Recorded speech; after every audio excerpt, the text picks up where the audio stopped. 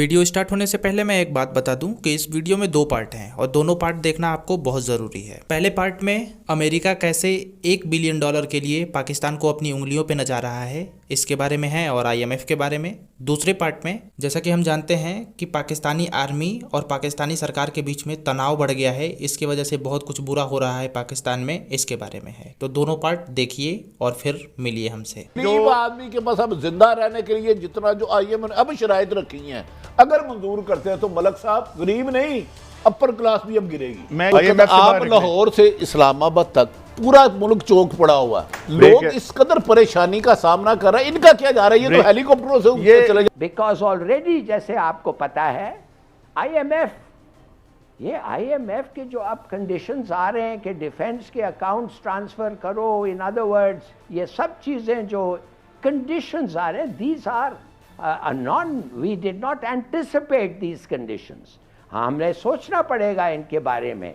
दूसरी बात यह है, फाटफ पे भी हम चल रहे हैं और फ्रैंकली ये सब निगोशिएशंस $1 बिलियन के लिए हो रहा है और IMF का ठप्पा पाकिस्तान पे, इसलिए कि जब वो ठप्पा मिलेगा तो दूसरे मुल्क भी आके और वर्ल्ड बैंक और इदारे हमें पैसे देंगे। That is why it is important. और बल्कि मैं समझता हूँ फाइनली लेट मी से कि ये जो विजिट है सऊदी अरेबिया का, ये तो क्लाइमेट कॉन्फ्रेंस के लिए साहब गए थे, मगर फाइनेंस मिनिस्टर क्यों गए उनके साथ, फॉरेन मिनिस्टर क्यों गए उनके साथ? और कहा गया था कि कोई और इदारे का एक हेड जाने वाला था जो नहीं गया बाद में।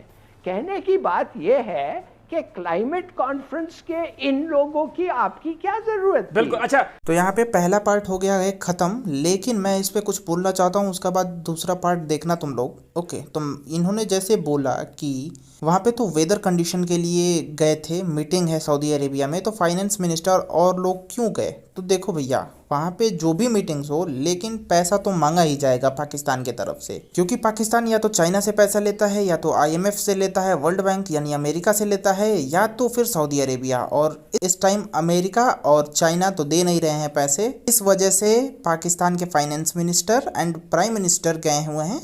सो यही मेरे को जहाँ तक समझ में आ रहा है। आपको क्या समझ में आ रहा है, कमेंट करिए। चलिए दूसरे पार्ट देखिए। मैं समझता हूँ जी एडमिनिस्ट्रेशन का और इस्टेब्लिशमेंट का अनबन हो गया है। ये अनबन जो है अब काफ़ी सीरियस लेवल पे आ गया है। हमारा ख्याल था कि कोई एक समझौता हो जाएगा, अनाउंसमेंट्स हो जाएंगी, ये हमें कहा गया था कि ऐसा कुछ होगा, वो अभी तक नहीं हुए हैं। और अगर भी हो जाते तो वो मेरे ख्याल में किसी ने बड़ा अच्छा कहा कि दोस्ती जो होती है वो it's like a piece of china.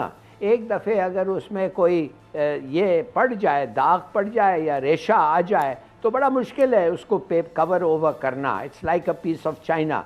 तो मैं समझता हूँ कि काश के ऐसी अनबन ना होती, काश के ये डिफरेंसेस ना होते, काश के वो वाकई एक पेज पे होते। मगर लगता है कि मुल्क के अंदर और मुल्क के बाहर भी जो ऑब्जर्वर्स हैं वो नहीं समझते हैं कि ये अब वो रिलेशन रहा है इस्टेब्लिशमेंट का और हमारे गवर्नमेंट का जो एक ज़माने में था।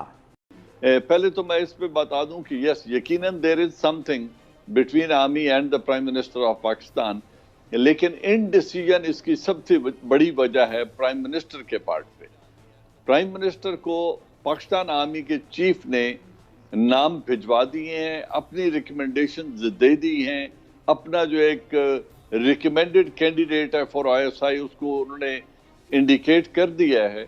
अब prime minister of Pakistan should not take very long, जो कि ऑलरेडी वो वक्त जाया कर चुके हैं 2 हफ्ते का। और आपने कहा ना मीडिया कुछ नहीं कह रहा, मीडिया सर हासिल बहस कर चुका है। अब मीडिया के पास कुछ कहने को रह नहीं गया जब तक कोई डिसीजन नहीं होता। तो prime minister of Pakistan must decide. अगर वो कल सऊदी अरेबिया से आ रहे हैं तो आने के फौरन बाद उन्हें जो समरी साइन करनी चाहिए, जो नोटिफिकेशन करना चाहिए, वो DGISI के अपॉइंटमेंट क्या है, इसको मजीद डिले करना अच्छी रिवायत नहीं है।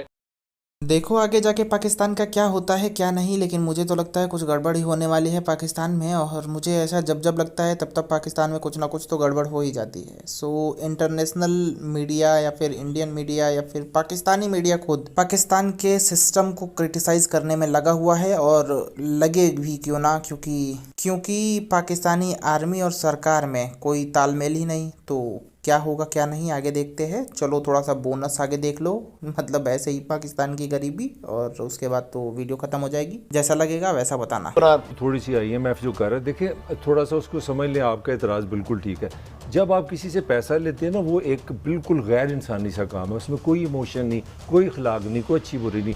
बैंकर सिर्फ देखता है कि मेरे पैसे कैसे वापस आने, और उनके लिए हमारे गरीबान को दो चीज़ों से पकड़ते हैं। एक तो पकड़ते हैं पेट्रोल से, दूसरा वो पकड़ते हैं आपको बिजली से।